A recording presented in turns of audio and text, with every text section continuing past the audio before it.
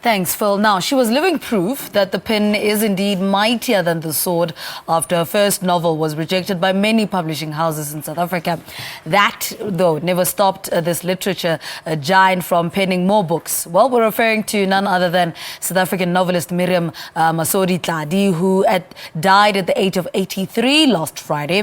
Tladi, who was the first black woman in South Africa to publish a novel, Muriel, at Metropolitan in 1975, went on to pen several books, including Amandla, Mihloti and Footprints in the Quag. Well, Mme Tlali will be buried at West Park Cemetry this morning.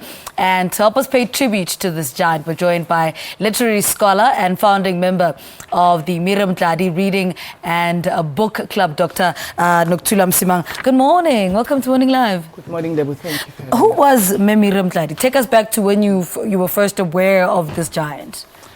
Miriam Tlali was a freedom fighter. She was a feminist. She was a writer, an amazing writer. And she really was a humanist. You know, she believed in the equality of people in South Africa, in Africa, in the world. You know, she was quite passionate about really celebrating each one of us. And because, you know, she was a black woman, she felt that, look, you can't really be united if you're not coming together as equals. And at the time, I mean, you will remember when she wrote Muriel at Metropolitan in the, you know, well, she wrote it in the 60s, it was published in the 70s. You know, black women were invisible. You know, it's a different story today. But she was one of the first people who said, look, the lives of black women are worth writing about. And black women should not be erased out of history. And their lives should be, you know, recorded. She wanted to bear witness to what was happening in South Africa at the time during the apartheid years, and to say to the world, you know, look, this is what is happening, and this is how black women are surviving, and in some instances thriving in a very, very difficult environment. Yeah. And why do you think it is about these issues that were so close to her heart, you know, highlighting the issues facing black women? Well, you know, she lived her life in Johannesburg, you know, born in Doornfontein, grew up in Sophiatown, lived in Soweto for most of her life, you know, her married life. She lived in Rockville, in Soweto. So obviously all around her, you know, she saw how, you know, black people were dehumanized. So, you know, she really felt that, you know, she couldn't sit back. She had to bear witness. And really her role, because what she could do was write. You know, she had a powerful a voice as a writer. So what she could do was write. So she wrote about it, and she said, you know, where I'm from, this is what is happening. My life is not supposed to mean anything. Yeah. I am not supposed to matter.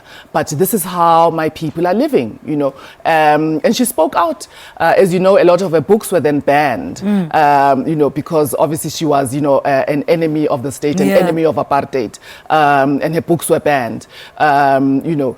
And it was really an attempt to suppress the history, to say, you know, look, what was happening in South Africa was, you know, it was fine as long as it was, you know, it was silent and nobody knew about it. And she, you know, she took a stand and she wrote.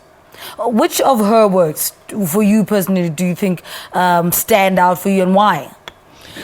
I think for me, and also through speaking with her, Muriel at Metropolitan was probably her most, I think, personal book, because it was semi-autobiographical.